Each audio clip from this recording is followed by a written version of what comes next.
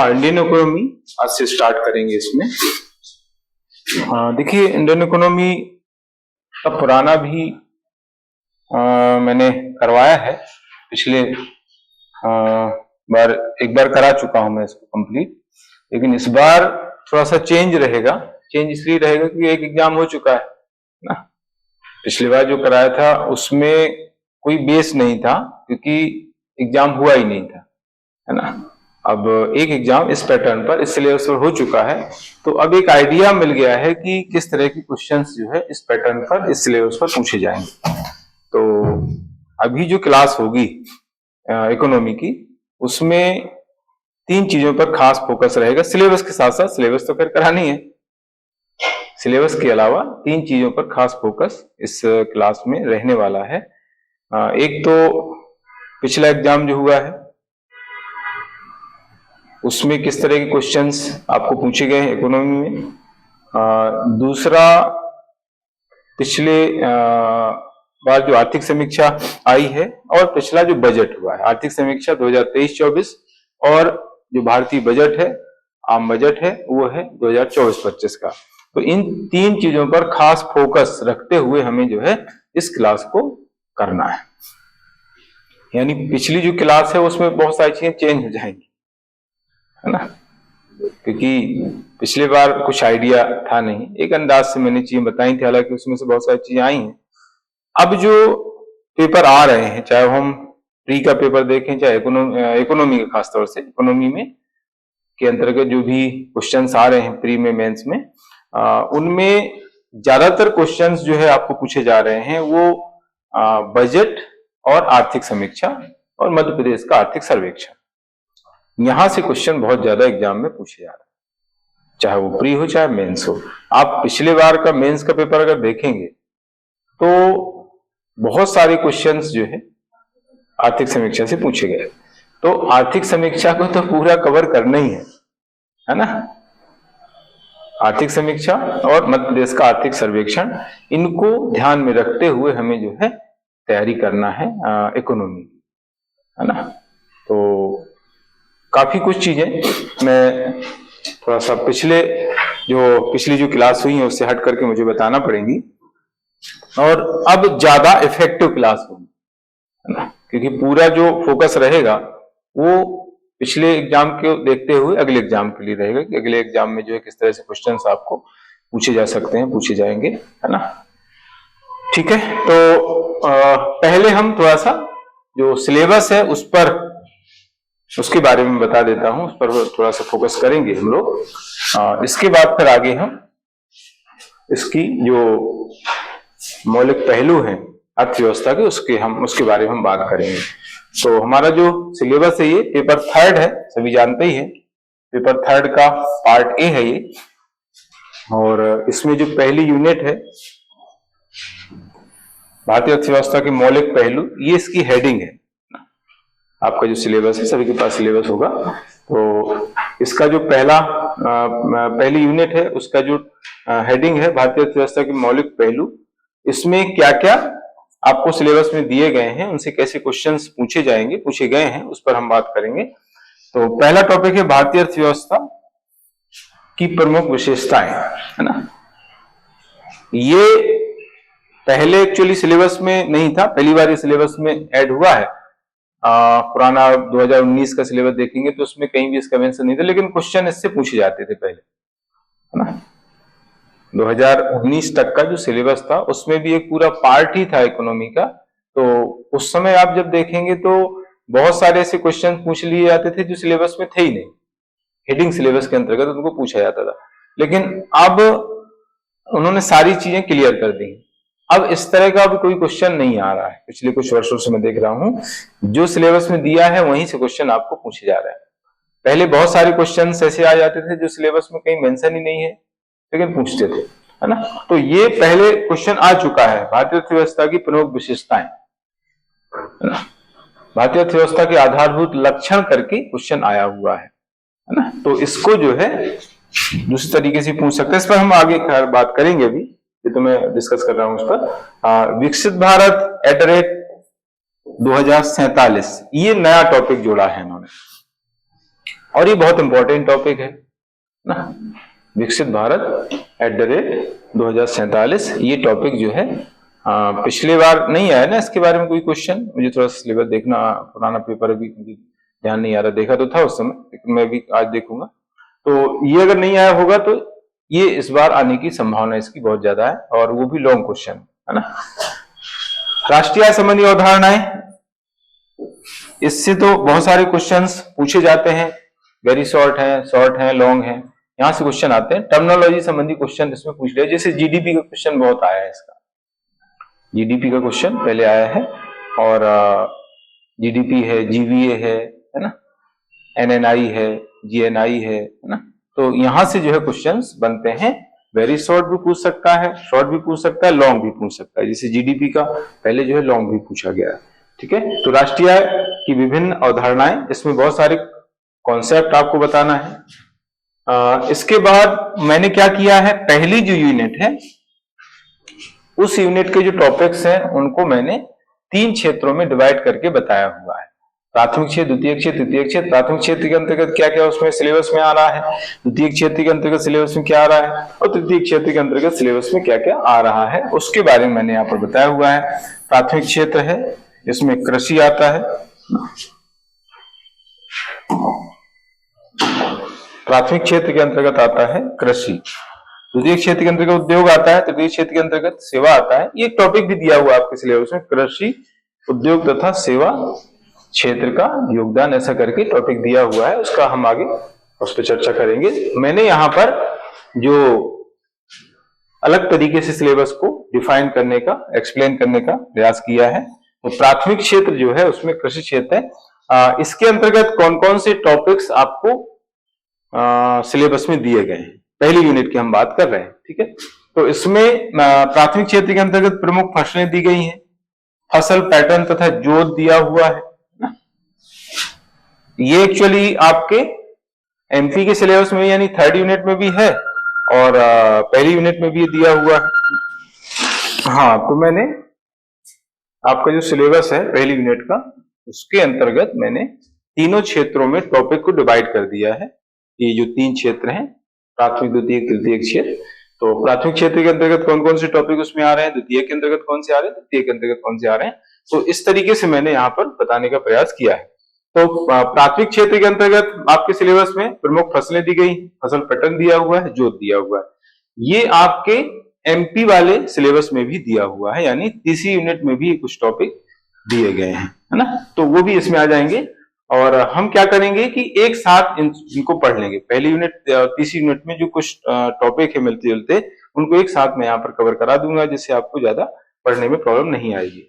भारतीय कृषि के समक्ष चुनौतियां, ये टॉपिक आपको दिया हुआ है सिलेबस में, है ना। चुनौतियां क्या है, घटती उत्पादकता है, उत्पादन घट रहा है, किसान संकट, किसानों को संकट है, किसानों को संकट क्या है, मौसम पर निर्भरता है, जलवायु परिवर्तन है, अतिवृष्टि है, अनावृष्टि है, ओलावृष्टि है ना, और किसानों पर ऋण है, ऋणग्रस्तता की समस्या है, किसानों द्वारा आत्महत्या की जा रही है। तो ये सारी जो चुनौतियां हैं वो कृषि के समक्ष इस समय विद्यमान है, तो वो आपको जो है इसके अंतर्गत पढ़ना है, भारतीय कृषि के समक्ष चुनौतियों के अंतर्गत। इसके बाद आता है सरकारी पहल, इन चुनौतियों को दूर करने के लिए, इन समस्याओं को दूर करने के लिए सरकार द्वारा कुछ पहल, कुछ योजनाएं चलाई जा रही हैं। उसमें पीएम किसान, एनएमएसए है ना, एनएमएसए का फुल फॉर्म यहाँ पर दिया हुआ है। तो ये योजनाएं, पीएम किसान एक्चुअली प्रधानमंत्री किसान सम्मान निधि योजना को पीएम किसान शॉर्ट में लिखा हुआ है ना, प्रधानमंत्री किसान सम्मान निधि योजना। इसका पिछली बार क्वेश्चन आ चुका है, उद्देश्य पूछे गए हैं पिछले एग्जाम में, प्रधानमंत्री किसान सम्मान निधि योजना के उद्देश्य आपको पूछ लिए गए हैं। तो यहां से क्वेश्चन बनता है, आगे भी बनेगा, है ना। मतलब कृषि संबंधी सबसे इंपॉर्टेंट जो टॉपिक है वो है कृषि संबंधी कार्यक्रम, जैसे फसल बीमा योजना का भी क्वेश्चन पहले आया हुआ है ना, और भी इस तरह के क्वेश्चन आए। जैसे पहले केसीसी का क्वेश्चन 2-3 बार पूछा गया, पुरानी बात बता रहा हूं। केसीसी का क्वेश्चन एक बार शॉर्ट में भी आया है, वेरी शॉर्ट में आया है, एक शॉर्ट में आया है, ठीक है। तो इस तरह से सरकारी जो पहले यानी सरकार द्वारा कृषि के विकास के लिए, कृषि संबंधी जो समस्याएं हैं उनको दूर करने के लिए जो भी कार्यक्रम सरकार चला रही है, उन कार्यक्रमों से संबंधित क्वेश्चन निश्चित रूप से आपके एग्जाम में पूछे जा रहे हैं। एमपी के संदर्भ में भी क्वेश्चन आ रहे हैं और इंडिया भारत सरकार के क्वेश्चन भी पूछे जा रहे हैं, है ना। तो सरकारी पहल में पीएम किसान, एनएमएसए यानी national mission for sustainable agriculture तथा विभिन्न योजनाएं, इसके अलावा अन्य योजनाएं भी जो है आप लोगों को इसमें पढ़ना है। इसके बाद कृषि मूल नीति आपके सिलेबस में दिया हुआ है, विपणन वित्त ये भी जो है आपको सिलेबस में दिया गया है ना। मूल संवर्धन के लिए कृषि स्टार्टअप और कृषि प्रसंस्करण, खाद्य प्रसंस्करण संबंधी जो उद्योग हैं, जो कार्यक्रम चल रहे हैं, उनके बारे में आपको यहाँ पर पढ़ना है ना, ठीक है। न्यूनतम समर्थन मूल्य, जैसे कृषि मूल नीति है, इसमें न्यूनतम समर्थन मूल्य के बारे में आपको डिटेल में पढ़ना। न्यूनतम समर्थन मूल्य एमएसपी, इसके बारे में क्वेश्चन आपको एग्जाम में पूछा गया है ना। न्यूनतम समर्थन मूल्य, मिनिमम सपोर्ट प्राइस जो है, इसका क्वेश्चन एग्जाम में पूछा जा रहा है, प्री में भी आता है, मेंस में भी आता है, क्योंकि वो लगातार चर्चा में बना रहता है। किसानों द्वारा जो आंदोलन किया जा रहा है उसमें न्यूनतम समर्थन मूल्य की लगातार जो है डिमांड की जा रही है कि इसके लिए कोई नीति बनाई जानी चाहिए, इसके लिए कोई कानून बनाया जाना चाहिए न्यूनतम समर्थन मूल्य को लेकर के। तो इसके संबंध में भी जो है आपको एग्जाम में पूछा जाएगा। तो कृषि मूल नीति मतलब उसमें न्यूनतम समर्थन मूल्य का डिटेल आपको पढ़ना है, जो हम आगे पढ़ेंगे, ठीक है। मूल संवर्धन के लिए कृषि स्टार्टअप और कृषि प्रसंस्करण, ये जो है जो इस तरह से कार्यक्रम चल रहे हैं उनके बारे में पढ़ना है। इसके बाद द्वितीयक क्षेत्र के अंतर्गत क्या क्या उसमें दिया हुआ है आपके सिलेबस में, वो मैंने यहाँ पे बताने का प्रयास किया है। तो भारत में औद्योगिक नीतियां तथा औद्योगिक विकास, बाद में जो औद्योगिक नीति अभी तक बनी है, 1948 में पहली बनी थी, अभी 1991 में नई औद्योगिक नीति आई है ना। तो इन औद्योगिक नीतियों में क्या क्या प्रावधान किए गए, क्या क्या प्रयास किए गए, उन नीतियों के बारे में आपको पढ़ना है। और औद्योगिक विकास के लिए जो है क्या क्या सरकार प्रयास कर रही है, खासतौर से उसमें एमएसएमई के बारे में आपको ज्यादा डिटेल में पढ़ना है। एमएसएमई के लिए बहुत ज्यादा प्रयास सरकार द्वारा किया जा रहा है। अभी एमएसएमई की डेफिनेशन चेंज हो गई, नया जो बजट आया है उसमें एमएसएमई की डेफिनेशन चेंज कर दी है सरकार ने, है ना, वित्त मंत्रालय ने। तो वो डेफिनेशन नई आपको पूछी जाएगी, है ना। एमएसएमई की नई परिभाषा क्या है, यानी किसको हम सूक्ष्म उद्यम कहेंगे, किसको लघु उद्यम कहेंगे, किसको मध्यम उद्यम कहेंगे, वो पूरा चेंज कर दिया है इस बार, ठीक है। तो वो हम डिटेल में यहाँ पर पढ़ेंगे। अब देखिए यहाँ पर सारी चीजें चेंज, जो पुरानी परिभाषा है वो चेंज हो गई, तो इकोनॉमी में तो पूरा ही चेंज हो जाता है। अब जैसे पुराना जिसने पढ़ रखा है वो अब काम का नहीं है, बहुत सारी चीजें चेंज हो गई हैं। अभी नए बजट में बहुत सारा चेंज किया है, वो हम उस पर चर्चा करेंगे। विनिर्माण तथा अधोसंरचना, अभी यहां से क्वेश्चन भी आया था, विनिर्माण में कौन कौन से सेक्टर है, मतलब इसके अंदर पूछ लिया था, विनिर्माण के अंतर्गत कौन कौन से क्षेत्र हैं, इनका जीडीपी में कितना योगदान है, अभी इस बार पूछा गया था 2 नंबर में इसका क्वेश्चन आ चुका है ना। विनिर्माण के अंतर्गत जो है जो सेक्टर्स हैं उनका जीडीपी में कितना योगदान है, वो क्वेश्चन आया हुआ है। मेक इन इंडिया तथा अधोसंरचना परियोजनाएं, है ना, इंफ्रास्ट्रक्चर के डेवलपमेंट के लिए क्या क्या परियोजनाएं, क्या क्या प्रोजेक्ट चल रहे हैं, उनके बारे में पढ़ना है। और मेक इन इंडिया के बारे में डिटेल आपको पढ़ना है। मेक इन इंडिया एक्चुअली आपके उद्यमिता वाला जो सिलेबस है उसमें भी दिया हुआ है ना, made in India, make in India, वहां पर भी दिया हुआ है, ठीक है। तो ये है इस तरह से। इसके बाद तृतीय क्षेत्र यानी सेवा क्षेत्र के अंतर्गत क्या क्या आपके सिलेबस में दिया हुआ है, तो उसमें आतिथ्य और पर्यटन, एक्चुअली ये इसी के अंतर्गत है, ये पॉइंट गलत है, इसी में आएगा, ये ऐसा है, ये आतिथ्य तथा पर्यटन का विदेशी मुद्रा आय में योगदान, ऐसा करके है ना। ये एक्चुअली अलग नहीं है, ये इसी में आएगा, यहीं पर लिखना है विदेशी मुद्रा आय में योगदान, ये ऐसा है ना, ये अलग से नहीं है। मतलब कहने के यहां पर यह है कि आतिथ्य तथा पर्यटन का विदेशी मुद्रा की जो आय होती है उसमें किस तरह से योगदान ये दे रहा है, आतिथ्य का मतलब होता है कि अतिथियों का हम जो स्वागत करते हैं उसको बोलते हैं आतिथ्य, है ना। अतिथियों के लिए यहाँ पर जो भी व्यवस्था की जाती है, सरकार द्वारा जो भी प्रयास किए जाते हैं, उसको हम आतिथ्य बोलते हैं। पर्यटन तो खैर जानते ही है, ठीक है। तो आतिथ्य और पर्यटन इसका जो है इस क्षेत्र का विदेशी मुद्रा की आय में किस तरह का योगदान है, यानी विदेशी मुद्रा की आय में इसका योगदान कैसे है, क्योंकि विदेशी पर्यटक जो आते हैं उससे हमें विदेशी मुद्रा अर्जित होती है ना। कोई बाहर से अमेरिका से कोई व्यक्ति आया तो उसके पास तो रुपया नहीं होगा, उसके पास क्या होगा, उसके पास डॉलर होगा। तो यहाँ पर आकर के वो डॉलर देगा और उसके बदले में उसको रुपया मिल जाएगा, क्योंकि डॉलर अगर यहाँ पर अगर किसी को देता है तो वो तो उससे कुछ उसको मिलेगा नहीं, है ना। कोई भी जैसे मान लीजिए इंदौर कोई आया, उसको पोहा खाना है ना, तो वो डॉलर किसी को देगा, भाई मुझे पोहा दे तो मना कर दे, भाई मैं डॉलर का क्या करूं। और फिर अगर वो ले भी लेगा तो वो फंस जाएगा, है ना, क्योंकि और हर कोई व्यक्ति जो है ऐसे डॉलर ले नहीं सकता। उसको पहले जो है किसी भी नेशनलाइज बैंक है वहां जाकर के उसको कन्वर्ट कराना पड़ता है। डॉलर देगा और उसका कन्वर्ट होगा, उसके लिए बहुत ज्यादा डॉक्यूमेंट्स उससे मांगे जाते हैं कि भाई आपने डॉलर कहाँ से प्राप्त किया, कहाँ से आए आप, पासपोर्ट है, वीजा है ना, आईडी प्रूफ वगैरह सब उसको देना होता है, तब जो है उसका कन्वर्जन होता है। डॉलर का रुपए में कन्वर्ट हो जाएगा, तो उसको रुपए मिल गए, फिर खूब पोहा खाए, जलेबी खाए, कोई टेंशन नहीं है ना, घूमे फिरे। तो इस तरीके से यह विदेशी मुद्रा आय में इसका योगदान होता है। पर्यटक जो आते हैं विदेशी पर्यटक ना, तो किस तरह से योगदान दे रहा है, कितना योगदान दे रहा है, कितना इसका हिस्सा है विदेशी मुद्रा के अर्जन में, तो वो आपको इसमें बताना होगा। इसके बाद आता है भारत में वस्तु व सेवाओं का मानकीकरण। वस्तु सेवाओं का मानकीकरण मतलब जो मानक डिसाइड किया जाता है, मतलब किस किस्म की वस्तु जो है बनानी है, किस तरह की सेवा देना, उसका एक स्टैंडर्ड होता है, उसका एक मानक होता है। उस तरह की अगर सेवाएं कोई नहीं दे रहा है, कोई वस्तु नहीं दे रहा है, तो उस पर एक्शन लिया जाता है ना। तो वस्तु तथा सेवाओं का मानकीकरण मतलब होता है कि लेवल एक स्टैंडर्ड डिसाइड किया जाता है कि इस किस्म की जो है वस्तुएं या सेवाएं जो है प्रोवाइड उसको करना होंगी, तभी जो है वो उसका इतना प्रॉफिट ले सकता है या उसकी जो कॉस्ट है वो ले सकता है, ठीक है, कीमत ले सकता है। तो ये इस तरीके से सेवा क्षेत्र के अंतर्गत ये टॉपिक आते हैं और ये है पहली यूनिट संबंधी टॉपिक्स जो मैंने आप लोगों को बताए हैं, डिस्कस किए हैं, ठीक है। अब इसके बाद अर्थव्यवस्था का सामान्य परिचय हम पढ़ेंगे। अर्थव्यवस्था है क्या, अर्थव्यवस्था के अंतर्गत क्या क्या हम पढ़ने वाले हैं।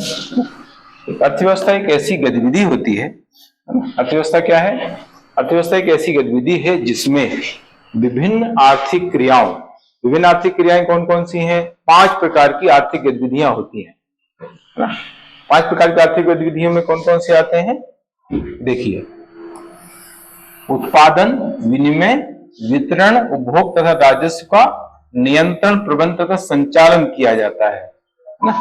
अर्थव्यवस्था एक ऐसी गतिविधि है, अर्थव्यवस्था एक ऐसी गतिविधि है जिसके अंतर्गत सभी प्रकार की आर्थिक जो क्रियाएं होती हैं, आर्थिक जो गतिविधियां होती हैं, कौन कौन सी आर्थिक गतिविधियां हैं, उसमें 5 प्रकार की आर्थिक गतिविधियां आती हैं। उत्पादन है, विनिमय है, वितरण है, उपभोग है, राजस्व है। इनका प्रबंध किया जाता है, संचालन किया जाता है, नियंत्रण किया जाता है, तो इसको हम कह देते हैं अर्थव्यवस्था। तो अर्थव्यवस्था की एक सामान्य परिभाषा है, एक जनरल डेफिनेशन है। हालांकि अर्थव्यवस्था की डेफिनेशन आपको नहीं पूछी जाती है ना, लेकिन फिर भी एक समझ विकसित करने के लिए आपको पता होना चाहिए कि अर्थव्यवस्था एक्चुअल में क्या है, बेसिक चीज है, ठीक है। अभी मैं इसका इकोनॉमिक से संबंध क्या है वो भी हम आगे पढ़ेंगे, बताऊंगा मैं, ठीक है।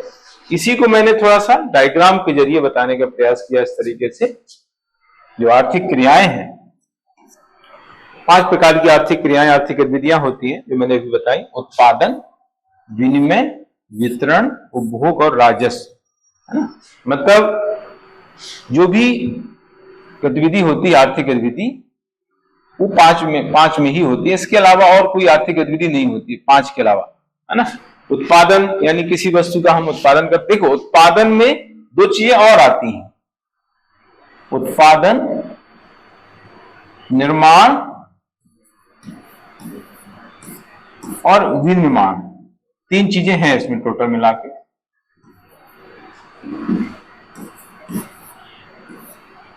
है ना, प्रोडक्शन, कंस्ट्रक्शन और मैन्युफैक्चरिंग, इंग्लिश में कहा जाता है। उत्पादन यानी प्रोडक्शन, निर्माण यानी कंस्ट्रक्शन और विनिर्माण यानी मैन्युफैक्चरिंग। है ना, तीन तरह की जो गतिविधियां होती हैं, मतलब किसी वस्तु का उत्पादन होता है, किसी का निर्माण होता है, किसी का विनिर्माण होता है। मिलती जुलती चीजें हैं तीनों गतिविधियां। है ना, जैसे मैंने पहले भी कई बार इसका एग्जाम्पल देकर के समझाया आप लोगों को। जो प्राथमिक क्षेत्र है, प्राथमिक क्षेत्र में उत्पादन होता है, इसलिए उसको प्राथमिक क्षेत्र बोला जाता है ना। प्राइमरी सेक्टर क्या बोलते हैं कि उसमें उत्पादन होता है, फिर उसी से चीजें निर्मित होती हैं और उससे फिर विनिर्मित होती हैं। तो पहले उत्पादन होता है, फिर निर्माण होता है, फिर विनिर्माण होता है, ऐसा है, वो एक सीक्वेंस है। ठीक है, तो प्राथमिक क्षेत्र के अंतर्गत जो भी चीजें होती हैं वो उत्पादन संबंधी क्रियाएं होती हैं प्राथमिक क्षेत्र में। द्वितीय क्षेत्र में निर्माण और विनिर्माण दोनों होते हैं। ठीक है, प्राथमिक क्षेत्र यानी कृषि है, पशुपालन है, खनन है और वनोत्पाद है ना, मत्स्यन है, ये जो है प्राथमिक क्षेत्र के अंतर्गत आते हैं। तो इसमें जैसे कृषि संबंधी उत्पादन होता है, आपने कभी ऐसा नहीं सुना होगा गेहूं का निर्माण हुआ, है ना, दूध का निर्माण हुआ है ना, गेहूं का उत्पादन होता है, दूध का उत्पादन होता है ना, हमेशा उत्पादन बोलते हैं, है ना, क्योंकि ये प्राथमिक क्षेत्र के अंतर्गत आते हैं। तो प्राथमिक क्षेत्र के अंतर्गत जो भी गतिविधियां होती है हम उसको बोलते हैं प्रोडक्शन, उत्पादन। है ना, तो प्राथमिक क्षेत्र में जो चीजें उत्पादित होती हैं उन्हीं से फिर निर्माण होता है, उन्हीं से निर्मित होती हैं वस्तुएं। है ना, जैसे गेहूं है, गेहूं का उत्पादन हुआ, फिर गेहूं से आटे का निर्माण होता है ना, आटे का निर्माण होता है और आटे से फिर जो है रोटियां बनती हैं, डबल रोटी बनती है, वो विनिर्माण है, उसको हम कहते हैं मैन्युफैक्चरिंग। ठीक है, तो उत्पादन हुआ, फिर उससे निर्माण हुआ, फिर उससे विनिर्माण हुआ। और मैंने उदाहरण पहले दिया था, बहुत सटीक उदाहरण है वो, जैसे रबर का निर्माण होता है, लेकिन उसके पहले जो है रबर का जो पौधा होता है उसका उत्पादन होता है ना, क्योंकि रबर जो है एक पौधे से बनता है।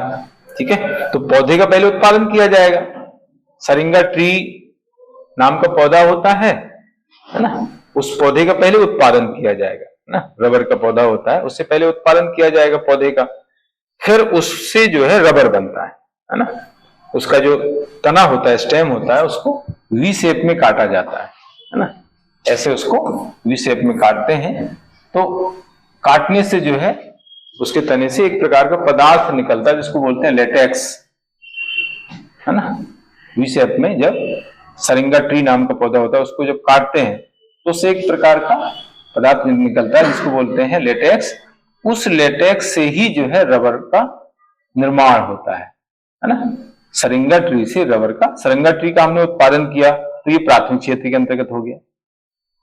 सरिंगा ट्री से जब हम रबर का निर्माण करते हैं तो ये द्वितीय क्षेत्र के अंतर्गत निर्माण की क्रिया हो गई। फिर निर्माण रबर जो बना उससे फिर क्या करते हैं, उससे टायर ट्यूब बनाए जाते हैं। तो टायर ट्यूब क्या है, विनिर्मित होते हैं, टायर ट्यूब का विनिर्माण होता है। तो ये एक सटीक उदाहरण है उत्पादन, निर्माण, विनिर्माण। इसको ऐसे समझ लेंगे तो आपको ये समझ में आ जाएगा, नहीं तो समझ नहीं आता है कि उत्पादन कहाँ हो रहा है, निर्माण कहाँ हो रहा है, विनिर्माण कहाँ हो रहा है ना। तो टायर ट्यूब जो है, रबर का निर्माण हुआ और रबर से टायर ट्यूब का विनिर्माण हुआ। तो इस तरीके से, और ये निर्माण विनिर्माण दोनों ही जो है द्वितीय क्षेत्र के अंतर्गत आते है ना। तृतीय क्षेत्र में तो सेवा आती है, इनकी सेवाएं दी जाती है। जैसे भाई कोई चीज बनी है, अब हम उसको सप्लाई करेंगे तो वो सेवा से क्षेत्र में आ गया। एक वस्तु जो है हमने बनाई, उसको जब हम मार्केट में पहुंचाएंगे तो वो जो है सेवा क्षेत्र में हो जाएगी।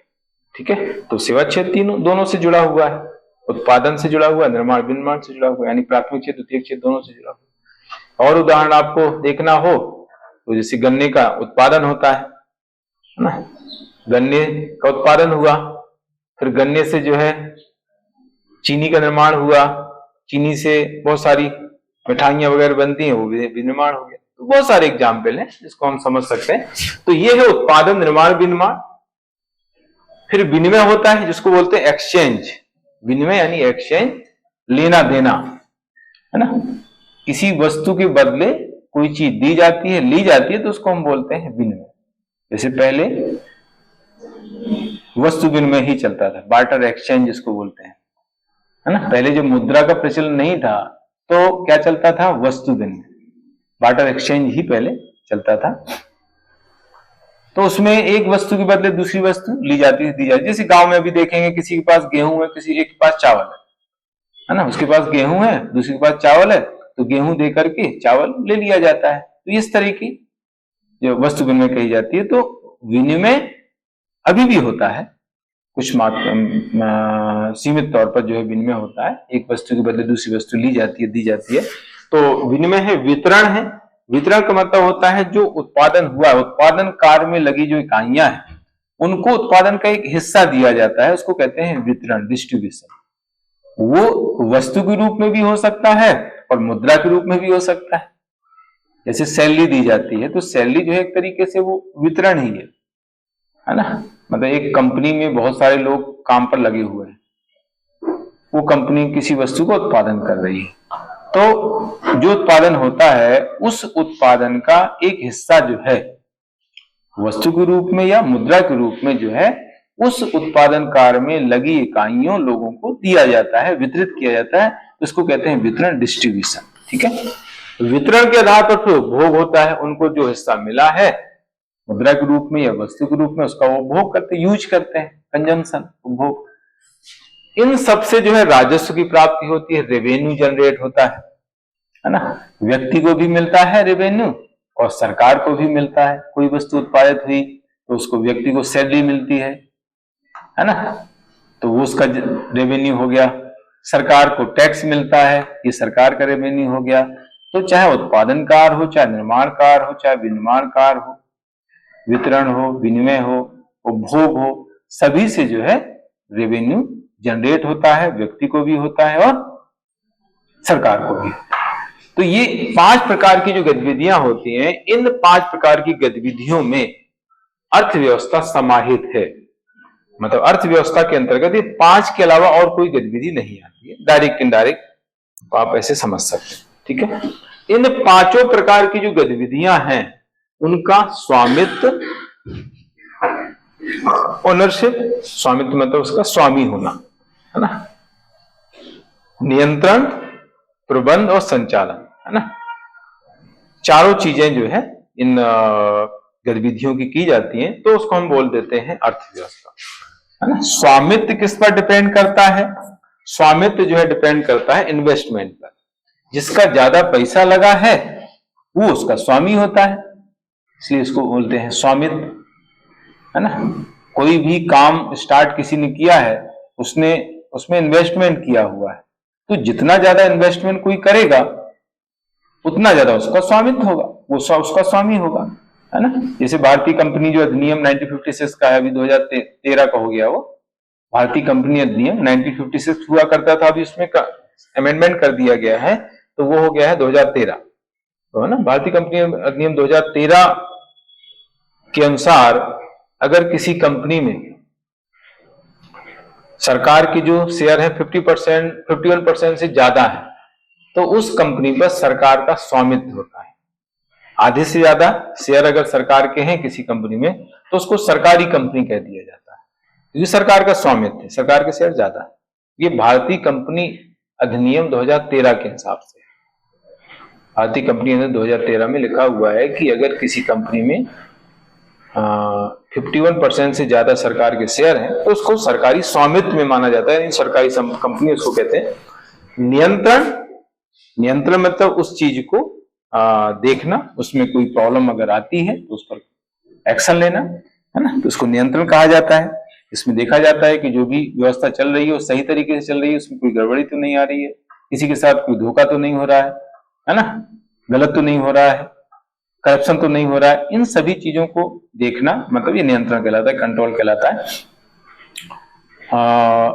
देखिए जितनी भी गतिविधियां हैं, आर्थिक गतिविधियां, चाहे वो सरकारी क्षेत्र में चल रही हो, चाहे निजी क्षेत्र में चल रही हो, सभी में नियंत्रण सरकार का ही होता है। ये इंपॉर्टेंट बात बता रहा हूं। चाहे वो पूंजीवादी अर्थव्यवस्था हो, चाहे वो साम्यवादी अर्थव्यवस्था हो, चाहे वो समाजवादी अर्थव्यवस्था हो, चाहे वो मिश्रित अर्थव्यवस्था हो, सभी तरह की अर्थव्यवस्थाओं में जो नियंत्रण होता है वो सरकार का ही होता है।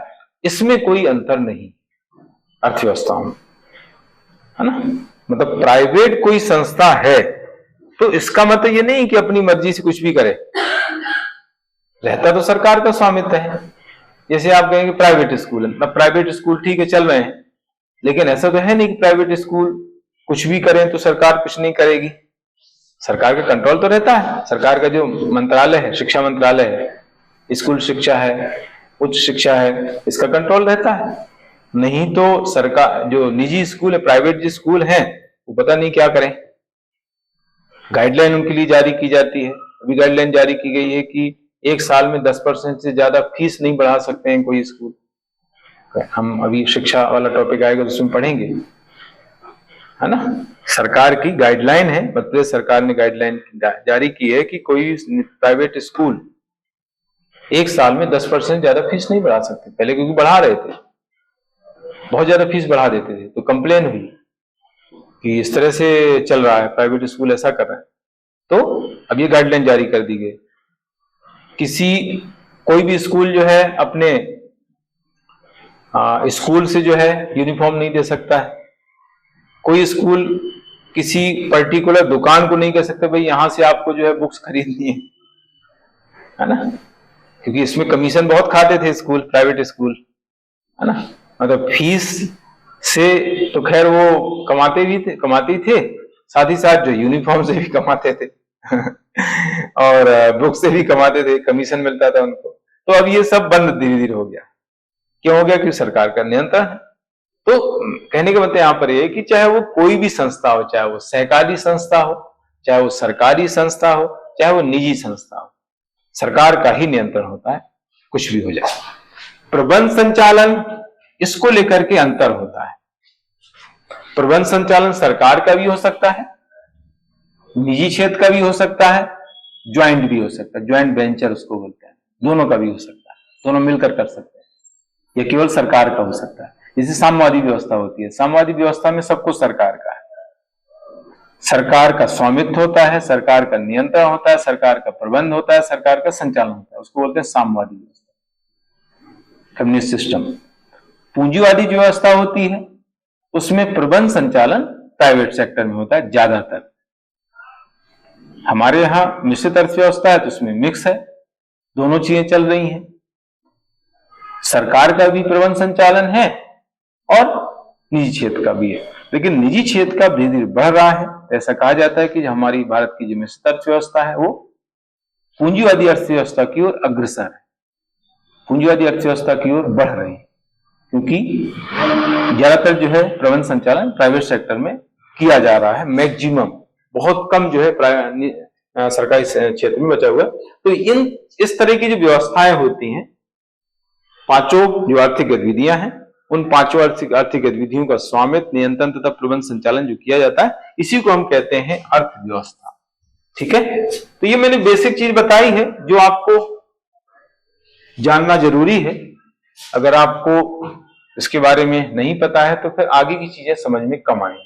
इसलिए जो है आपको बहुत प्रॉपर तरीके से स्टार्टिंग की चीजें, बेसिक चीजें समझ लेना है। इसका इंग्लिश भी मैंने दिया हुआ है।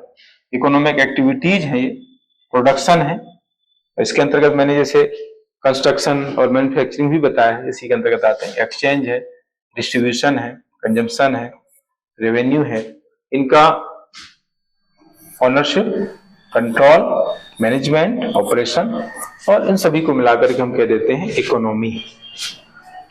तो ये बेसिक चीज मैंने बताई है। इसके बाद थोड़ा सा मैंने और इसको बताने का, एक्सप्लेन करने का प्रयास किया है कि अर्थव्यवस्था और अर्थशास्त्र, इन दोनों का क्या रिलेशन होता है, क्योंकि दोनों एक साथ हम पढ़ते हैं तो समझ में नहीं आता कि अर्थव्यवस्था कहाँ स्टार्ट होती है, अर्थशास्त्र कहाँ से शुरू होता है ना, दोनों का कैसे संबंध है। तो वो थोड़ा सा मैंने यहाँ पर समझाने का प्रयास किया है, अर्थशास्त्र तथा अर्थव्यवस्था में संबंध। अर्थशास्त्र जो है पुराना है और उसके आधार पर अर्थव्यवस्था आई है ना। अर्थशास्त्र एक विषय है और अर्थव्यवस्था एक गतिविधि है ना। अर्थशास्त्र क्या है? एक सब्जेक्ट है, एक विषय के रूप में हम उसको पढ़ते हैं, है ना। अर्थव्यवस्था कोई विषय नहीं है, ठीक है। जैसे वही कहते हैं राजनीति शास्त्र और राजनीति, है ना। राजनीति शास्त्र पढ़ते हैं, राजनीति करते हैं, है ना।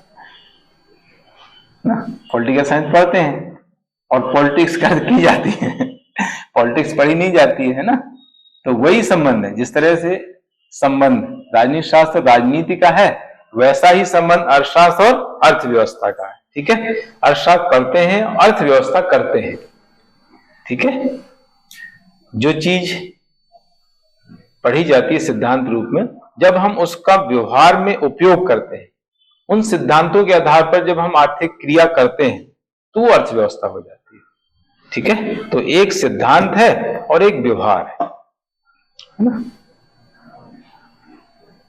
इसलिए मैंने इसको बताया है कि अर्थशास्त्र की प्रयोगशाला और उसका व्यवहारिक रूप जो है अर्थव्यवस्था होती है ना। जो हम प्रैक्टिकल करते हैं उसका, जो हम थ्योरी पढ़ते हैं, है ना। अर्थशास्त्र हो गई थ्योरी और अर्थव्यवस्था हो गई उसका प्रैक्टिकल, उसका प्रैक्टिकल करते हैं प्रयोगशाला लैब में, है ना, ठीक है। सिद्धांत और व्यवहार और थ्योरी और प्रैक्टिकल, ऐसा हम उसको कह सकते हैं, ठीक है। तो अर्थव्यवस्था क्या है? अर्थशास्त्र की प्रयोगशाला या उसका व्यवहारिक रूप है। जो भी अर्थशास्त्र के अंतर्गत आर्थिक संबंधी सिद्धांत पढ़ते हैं, उन आर्थिक सिद्धांतों का उपयोग जब हम फील्ड में जाके करते हैं तो अर्थव्यवस्था हो जाती है। फिर इसके एग्जाम्पल में जैसे मुद्रास्फीति, हम जो है इसको सिद्धांत रूप में पढ़ते हैं अर्थशास्त्र के अंतर्गत, और इसी का जो व्यवहारिक रूप होता है महंगाई होती है ना। मुद्रास्फीति, इन्फ्लेशन का जो व्यवहारिक रूप होता है वो महंगाई होती है, और महंगाई जो है हम अर्थव्यवस्था में देखते हैं। इसी तरीके से कीन्स का जो रोजगार सिद्धांत है, ये अर्थशास्त्र में हम पढ़ते हैं सिद्धांत रूप में।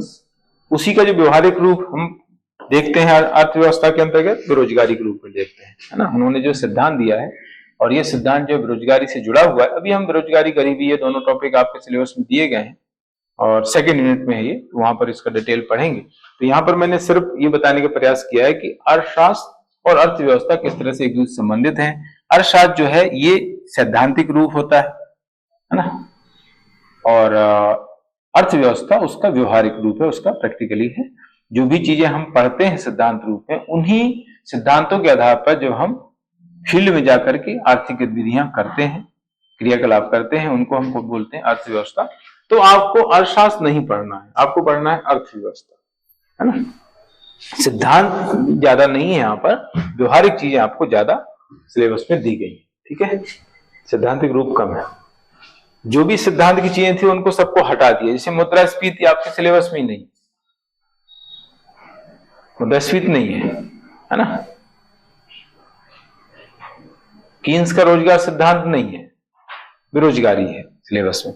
तो जो भी आपका सिलेबस है, चाहे वो सिलेबस किसी का भी, सोशियोलॉजी का भी सिलेबस आप देखो, तो उसमें किसी प्रकार के सिद्धांत का कोई जिक्र नहीं है, किसी प्रकार के थिंकर्स का कोई जिक्र नहीं है, कोई थिंकर ही नहीं दिया हुआ है सोशियोलॉजी के अंतर्गत। पॉलिटिकल साइंस में थिंकर दिए हैं, वो भी थिंकर जो है इंडियन थिंकर है, फॉरेन थिंकर वहां पर नहीं दिए गए हैं। तो पूरा जो सिलेबस है वो पूरा व्यवहारिक रूप है ना।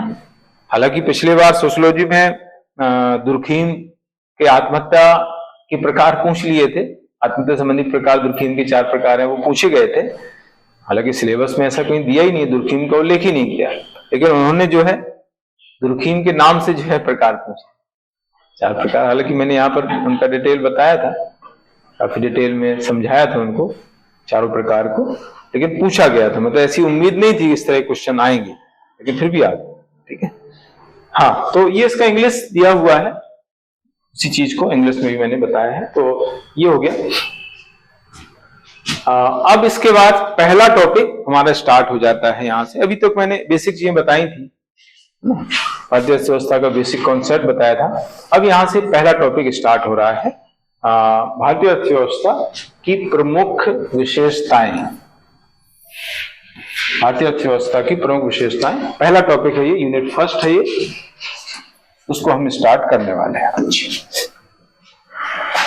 जैसा मैंने पहले बताया था कि आधारभूत लक्षण करके भी पूछा जा सकता है। पहले पूछा गया है भारतीय अर्थव्यवस्था के आधारभूत लक्षण या इसकी प्रमुख विशेषताएं, या इसको ऐसा भी पूछ सकता है कि भारतीय अर्थव्यवस्था विकासशील अर्थव्यवस्था है, इसको स्पष्ट कीजिए, समझाइए। ऐसा क्वेश्चन भी इसी के आधार पर बन सकता है।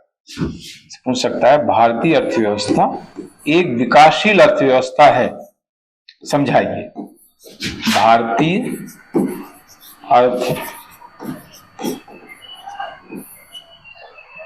अर्थव्यवस्था एक विकासशील अर्थव्यवस्था है, अर्थव्यवस्था है, समझाइए। ये ना, तो तीन तरीके से इस क्वेश्चन को पूछा जा सकता है। एक सीधा सीधा जो आपके सिलेबस में दिया है प्रमुख विशेषताओं करके, दूसरा आधारभूत लक्षण करके पूछ सकता है, तीसरा भारतीय अर्थव्यवस्था एक विकासशील अर्थव्यवस्था है, ऐसा करके भी इसको पूछा जा सकता है ना। और ये क्वेश्चन आपको लॉन्ग क्वेश्चन में पूछा जाएगा, यानी 10 मार्क्स में, है ना। तो क्वेश्चन किसमें पूछा जाएगा? तो 10 मार्क्स में लॉन्ग क्वेश्चन। और लगभग जो है 10 से 12 इसमें पॉइंट आपको देना है। मैंने पहले भी कई बार जिक्र किया है कि जो 7 मार्क्स का क्वेश्चन होता है उसमें हमें हेडिंग नहीं देनी होती है, उसमें हम क्या करते हैं कि डायरेक्ट पॉइंट दे देते हैं, है ना। और पॉइंट के बीच में कोई मेन वर्ड आता है उसको अंडरलाइन कर दिया जाता है, तो इससे क्या होता है कि हम ज्यादा पॉइंट लिख सकते हैं। अगर आप हेडिंग देंगे तो फिर ज्यादा पॉइंट नहीं आ पाएंगे, हेडिंग कम आ पाएंगी। 7-8 करीब पॉइंट आपको लिखना है। 7 मार्क्स का जो आंसर आपको पूछा जा रहा है उसमें कम से कम 7 से 8 पॉइंट आपको देना जरूरी है। इससे कम अगर रहेंगे तो मार्किंग कम हो जाएगी। मतलब 7 तो देना, 7 नंबर मतलब 7 पॉइंट, तो 10 नंबर मतलब 10 हेडिंग कम से कम, है ना। पॉइंट अगर छोटा बनाएंगे, एक लाइन का पॉइंट होगा, 7 मार्क्स की बात कर रहा हूं, तो 7 से 8 पॉइंट आपके आराम से आ जाएंगे। 2 लाइन में आपको इंट्रोडक्शन देना है, 2 लाइन में इंट्रोडक्शन देंगे, कंक्लूजन देने की जरूरत नहीं है। उसमें अगर कुछ नया कुछ आ रहा है, कुछ नया सुझाव, कुछ इनोवेशन आपके दिमाग में है, तो एक लाइन लास्ट में ऐसा लिख सकते हैं सुझाव के तौर पर। बाकी कंक्लूजन लिखना कंपलसरी नहीं है 7 मार्क्स के आंसर। इंट्रोडक्शन आपको लिखना है। 10 मार्क्स का जो क्वेश्चन होता है, आंसर होता है, उसमें इंट्रोडक्शन तो लिखना ही है, साथ ही साथ कंक्लूजन भी लिखना होता है ना। 2 पेज है उसमें, और उसमें कुछ ना कुछ आपको डायग्राम, चार्ट, पाई चार्ट, जो भी रिक्वायर्ड हो क्वेश्चन के अकॉर्डिंग आपको उसमें देना है ना। प्लेन आंसर लिखेंगे तो नंबर भी प्लेन मिलेंगे, है ना। तो उसमें कुछ एक्स्ट्रा एक्टिविटी करना जरूरी है। 5 क्वेश्चंस आ रहे हैं, तो 5 क्वेश्चंस के आंसर्स में आपको कुछ ना कुछ एक्स्ट्रा करना पड़ेगा, है ना।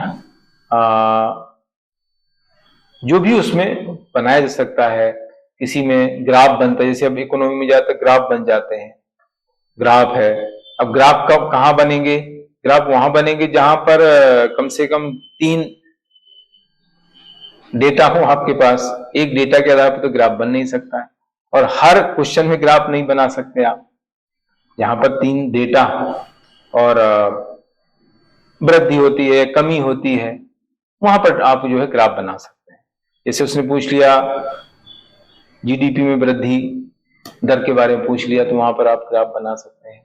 जनसंख्या वृद्धि दर पूछ ली, है ना, जन्म दर, मृत्यु दर, सोशियोलॉजी में टॉपिक है, तो वहां पर ग्राफ बनता है।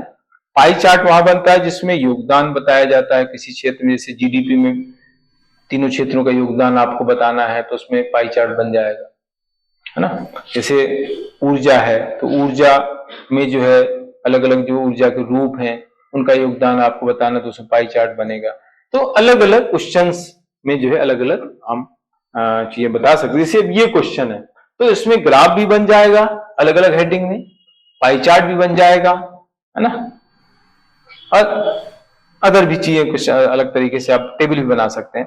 तो ऐसे क्वेश्चंस में जो है शॉर्ट में आप जो है चीजें अलग अलग बता सकते हैं, तो वो करना ही पड़ेगा, उसके बिना आपको मार्क्स प्रॉपर नहीं मिलेंगे, अच्छे नहीं मिलेंगे, ये ध्यान रखना, ठीक है। 10 मार्क्स में इंट्रोडक्शन आपको कंक्लूजन दोनों लिखना है, 2 से 3 लाइन में लिखना है, ज्यादा बड़ा इंट्रोडक्शन नहीं लिखना है। ज्यादा बड़ा इंट्रोडक्शन लिखेंगे तो आपका मैटर जो है, मेन मैटर कम हो जाएगा। तो 2 से 3 लाइन में इंट्रोडक्शन और इतना ही जो है आपको कंक्लूजन लिखना है। 10 पॉइंट्स, 10 हेडिंग्स आपको लिखना पड़ेंगी कम से कम। यहां पर भी वही है कि हेडिंग आपको लिखना है, उसका डिस्क्रिप्शन छोटा लिखना है। मान लीजिए आपने हेडिंग लिखी, 5 लाइन का डिस्क्रिप्शन लिख दिया, तो आपकी 2 हेडिंग कम हो जाएंगी। 2 लाइन से ज्यादा, मतलब ज्यादा 2 लाइन का डिस्क्रिप्शन आपको एक हेडिंग में देना है ना।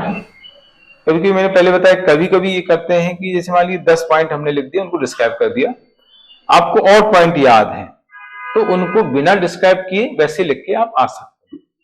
10 पॉइंट आपने डिस्क्राइब किए हुए लिख दिए, फिर 2-3 पॉइंट अन्य करके 11, 12, 13, 14 ऐसे करके लिख दिया, खत्म। लेकिन पॉइंट वो क्रम से लिखना, नहीं तो क्या है वो भूल जाते हैं। जैसे आपने लिखे 10 पॉइंट लिख दिए, फिर अन्य करके 1, 2, 3 लिख दिए, तो उसको लगे अरे 1, 2, 3 ये क्या कर रहा है, पता चला कि वो उसको 1, 2, 3 ही देखा है क्योंकि इतनी सारी कॉपी चेक करते हैं तो वो भूल जाते हैं। इसलिए पॉइंट क्रम से लिखो, लास्ट में मतलब वही पॉइंट लिखो कि उसको देखे 13 पॉइंट, 14, 15 पॉइंट ऐसे देखें, उसको लगे यार पॉइंट ज्यादा है इसके।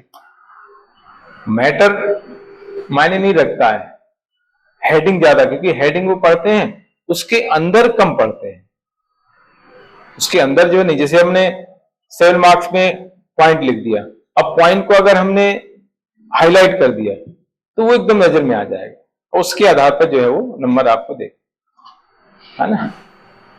तो ये आपको ध्यान रखना है कि हेडिंग लिखना जरूरी है, क्योंकि हेडिंग ही पढ़ते हैं ज्यादातर, उसके अंदर क्या लिखा है वो बहुत ज्यादा नहीं पढ़ते हैं, उनके पास समय उतना नहीं रहता है ना। तो ये पैटर्न मैंने बताया है। तो ये क्वेश्चन जो है ये आपको 10 मार्क्स में पूछा जाएगा। इसमें 8 से 10 पॉइंट, 10 पॉइंट तो आपको मिनिमम लिखना है, और इससे ज्यादा हो जाए तो और अच्छी बात है। ऐसे ज्यादा कब होंगे, जब आप जो है डिस्क्रिप्शन छोटा लिखेंगे, ठीक है, इंट्रोडक्शन छोटा लिखेंगे। बहुत ज्यादा पता चला कि 5-6 लाइन का इंट्रोडक्शन ही आपने लिख दिया, 5-6 लाइन का आपने कंक्लूजन लिख दिया, तो फिर स्पेस ही नहीं बचेगा आपके पास, क्योंकि स्पेस तो फिक्स है, 2 पेज में आपको लिखना है। तो 3 लाइन में आपको इंट्रोडक्शन कंप्लीट करना है और इतने ही कंक्लूजन लिखना है ना। कंक्लूजन में आपको कुछ सुझाव दे सकते हैं, कुछ नया हुआ है अगर उससे संबंधित वो आपको वो दे देना है ना। तो इस तरीके से आपको क्वेश्चन का आंसर का फॉर्मेट बताना है, ठीक है। भारतीय अर्थव्यवस्था जो है प्राचीन समय में सोने की चिड़िया कही जाती थी। सोने की चिड़िया क्यों कहते थे, क्योंकि यहाँ पर सोना बहुत था पहले, बाहर से सोना बहुत ज्यादा आया करता था।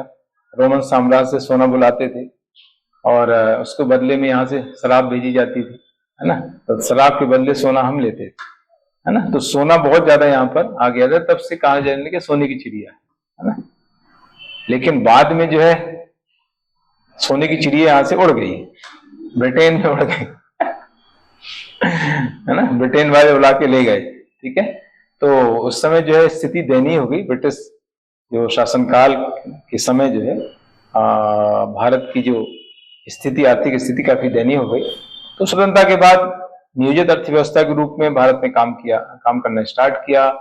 इससे जो है जो भारतीय अर्थव्यवस्था आज है वो विकासशील अर्थव्यवस्था से विकसित अर्थव्यवस्था की ओर अग्रसर हो रही है। इस तरीके से आपको इसका इंट्रोडक्शन बताया, मैंने इंट्रोडक्शन की बात की। स्टार्ट आप करेंगे सोने की चिड़िया से, बीच में आर्थिक स्थिति दयनीय हो जाती है कब, ब्रिटिश सरकार की आर्थिक नीतियों के कारण भारतीय अर्थव्यवस्था की स्थिति अत्यंत दयनीय हो गई।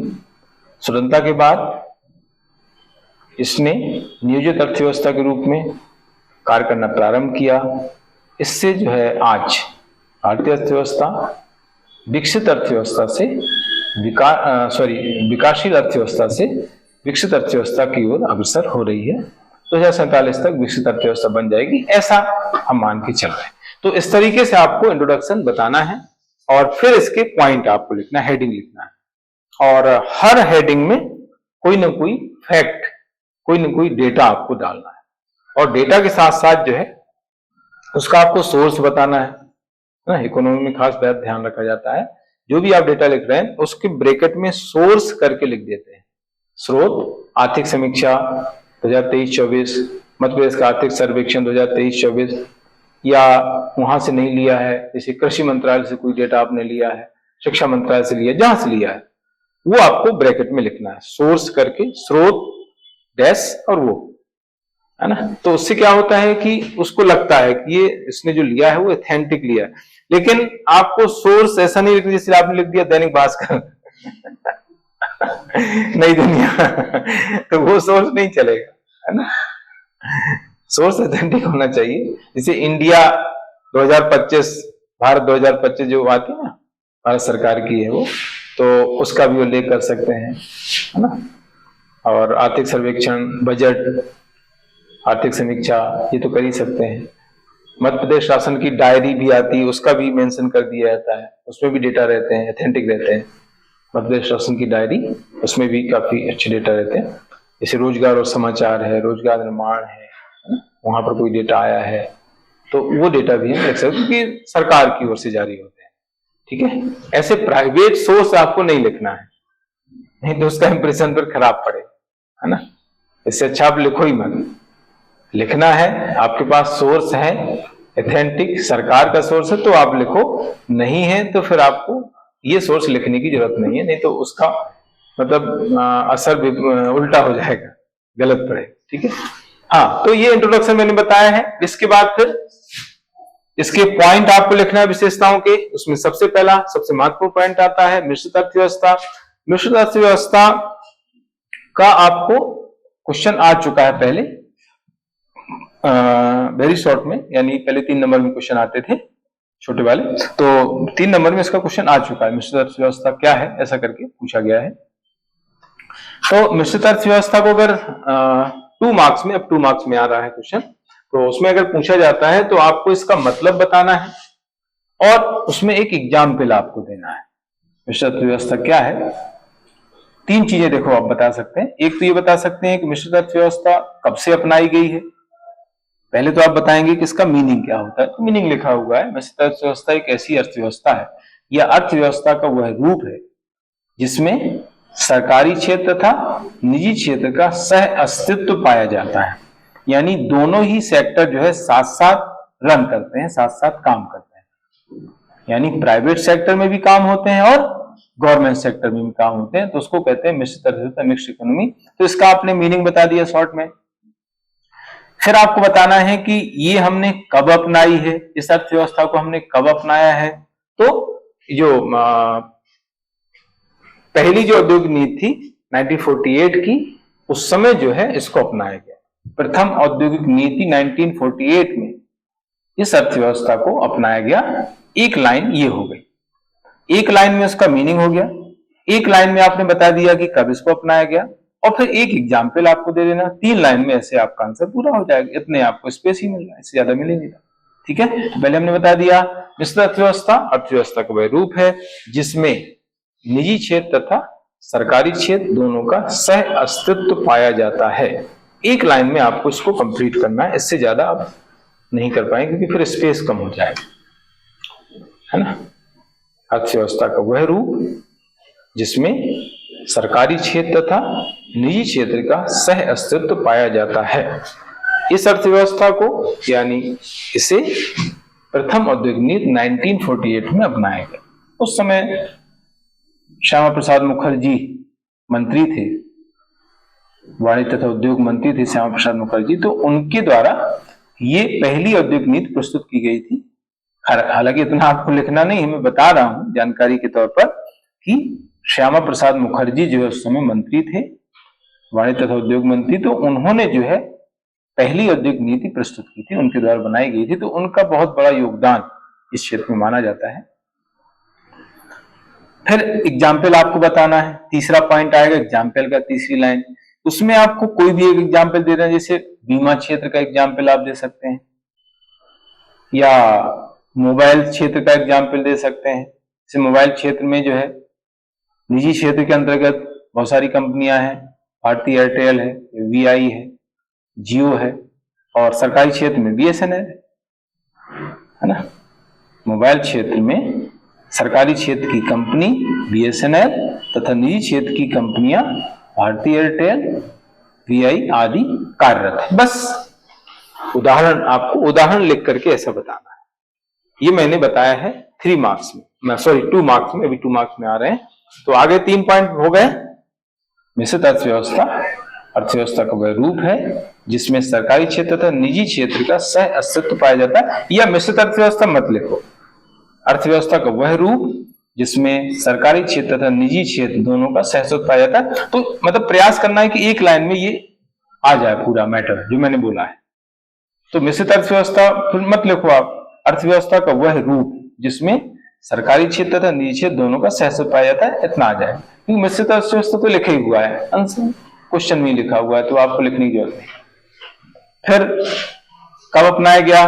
तो 1948 प्रथम औद्योगिक नीति में अपनाया गया। फिर एग्जाम्पल मैंने बताया है, मोबाइल क्षेत्र में सरकारी क्षेत्र की कंपनी बीएसएनएल तथा निजी क्षेत्र की कंपनियां भारती एयरटेल, वीआई आदि कार्यरत। बस तो इस तरीके से 3 लाइन में ये आपका पूरा मैटर ऐसे आ जाएगा।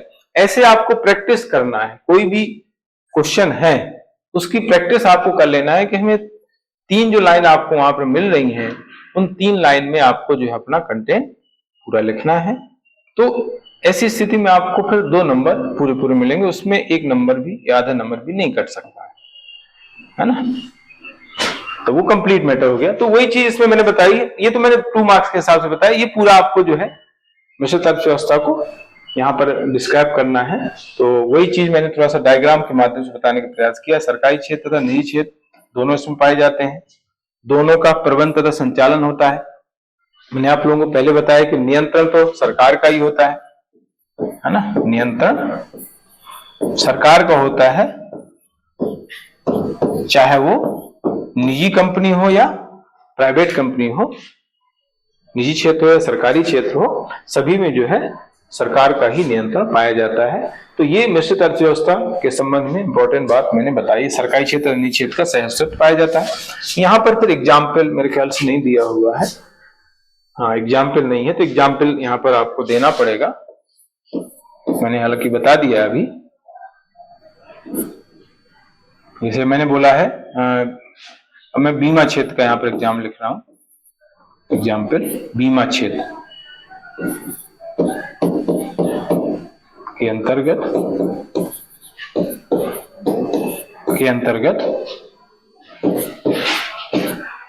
सरकारी उपक्रम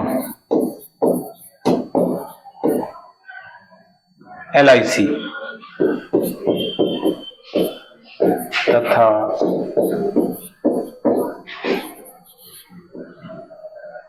निजी कंपनियां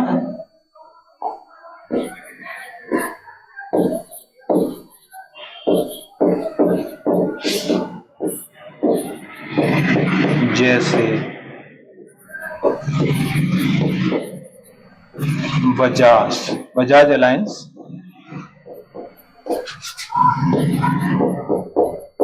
आदि कार्यरत हैं, है ना। ये मैंने दूसरा एग्जाम्पल दिया है, बीमा क्षेत्र का एग्जाम्पल, वो मैंने लिखाया है मोबाइल क्षेत्र का एग्जाम्पल। तो दो में से कोई भी एक उदाहरण आप दे सकते हैं जिसमें दोनों क्षेत्र काम कर रहे हो, ठीक है। तो इस तरीके से एक एग्जाम्पल के माध्यम से आपको समझाना पड़ेगा, 2 मार्क्स में हो या ओवरऑल क्वेश्चन हम लिख रहे हो, है ना। एग्जाम्पल का इम्पैक्ट बहुत पड़ता है एग्जाम में, है ना। तो ये दूसरा उदाहरण मैंने यहाँ पर दिया हुआ है बीमा क्षेत्र का, है ना। बीमा क्षेत्र में सरकारी जो उपक्रम है, सार्वजनिक उपक्रम LIC है, GIC भी है हालांकि, और निजी क्षेत्र में बहुत सारी कंपनियां, करीब 30 के आसपास कंपनियां जो है निजी क्षेत्र में बीमा सेक्टर में काम कर रही है, ठीक है। तो ये है पहला मिश्रित अर्थव्यवस्था संबंधी पॉइंट। इसके बाद आता है नियोजित अर्थव्यवस्था। नियोजित अर्थव्यवस्था मतलब ऐसी अर्थव्यवस्था जिसमें विभिन्न योजनाओं के माध्यम से विकास कार्य संचालित किए जाते हैं, मतलब पहले से एक प्लान बना करके, पहले से प्लानिंग करके जो है हम जब आर्थिक गतिविधियों का संचालन करते हैं, एक टारगेट फिक्स करके उस टारगेट को अचीव करने का प्रयास करते हैं, तो उसको बोलते हैं नियोजित, प्लान्ड इकोनॉमी। पहले से प्लान करके जब हम अर्थव्यवस्था का संचालन करते हैं, विकास संबंधी कार्यक्रमों का क्रियान्वयन करते हैं, एक लक्ष्य को डिसाइड करके उस लक्ष्य को अचीव करने का प्रयास करते हैं, तो ऐसी अर्थव्यवस्था को बोलते हैं नियोजित अर्थव्यवस्था। तो पहले पंचवर्षीय योजनाएं चलती थी, यानी 5 वर्ष के लिए जो है लक्ष्य डिसाइड कर दिए जाते, निर्धारित कर लिए जाते थे, फिर उन लक्ष्यों को 5 वर्ष में प्राप्त करने का प्रयास किया जाता था। तो इस तरीके से पहले व्यवस्था चलती थी पंचवर्षीय योजनाओं की, 5 ईयर प्लान की। अब इसको चेंज कर दिया गया है ना। टोटल 12 पंचवर्षीय योजनाएं कंप्लीट हो चुकी हैं। इसके बाद इस व्यवस्था को समाप्त कर दिया गया है ना। पंचवर्षीय योजनाएं पहले चलती थी, 1 अप्रैल 2051 से ये व्यवस्था स्टार्ट हुई थी और 31 मार्च 2017 तक जो है ये व्यवस्था चली है। टोटल 12 पंचवर्षीय योजनाएं कंप्लीट की गई हैं। इसके बाद जब नीति आयोग गठित हुआ, योजना आयोग के स्थान पर नया आयोग नीति आयोग गठित किया गया, तो उसने जो है पंचवर्षीय योजनाओं की व्यवस्था को समाप्त कर दिया और इसके स्थान पर 15 वर्षीय दृष्टिकोण को ऐसे लिखते हैं, दृष्टिकोण, 7 वर्षीय रणनीति और 3 वर्षीय कार्य योजना जो है चलाई जा रही है। मतलब कहने का है कि 5 वर्ष के स्थान पर अब 15 वर्षीय कार्यक्रम चल रहा है ना। पहले 5 वर्षीय था, अब उसके स्थान पर हो गया 15 वर्ष। 15 वर्षीय दृष्टिकोण बनाया जाता है और उसको प्राप्त करने के लिए 7 वर्षीय रणनीति, स्ट्रेटजी बनाई जाती है और उस रणनीति के आधार पर जो है 3 वर्षीय कार्य योजना, एक्शन प्लान तैयार किए जाते हैं, है ना। तो ये वर्तमान में व्यवस्था चल रही है पंचवर्षीय योजनाओं के स्थान पर। तो इसी को कहते हैं नियोजित अर्थव्यवस्था। मतलब भारतीय अर्थव्यवस्था किस तरह की है? नियोजित अर्थव्यवस्था, यानी पहले से हम जो है किसी चीज को प्लान कर लेते हैं, पहले से एक टारगेट फिक्स कर लिया जाता है, डिसाइड कर लिया जाता है और उस टारगेट को फिर अचीव करने के लिए प्रयास किए जाते हैं, जिसको कहते हैं नियोजित अर्थव्यवस्था। ठीक है, अब हम इसको कल कंप्लीट कर पाएंगे क्योंकि अभी ज्यादा पॉइंट है इसमें। मतलब मान के चले कि लगभग 15 के आसपास पॉइंट होंगे मेरे ख्याल से और सभी को एक्सप्लेन करना है ना।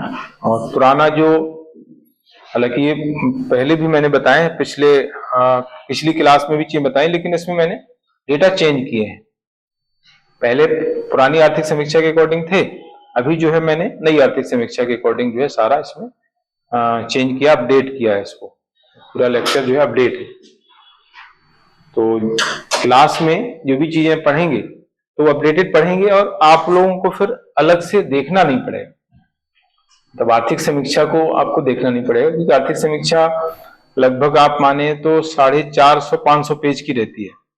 हमें जो है वो पूरे उसकी स्टडी करना पड़ती है और उससे जो है मैटर निकाल करके फिर इसको अपडेट करना पड़ता है ना। समुद्र में से मोती जैसे निकालना जैसा है ना, इतना बड़ा समुद्र है उसमें मोती निकालते हैं ना, वैसे ही हम आर्थिक समीक्षा से कंटेंट निकालते हैं, डेटा निकालते हैं, है ना। ठीक, इसके आगे हम कल बात करेंगे।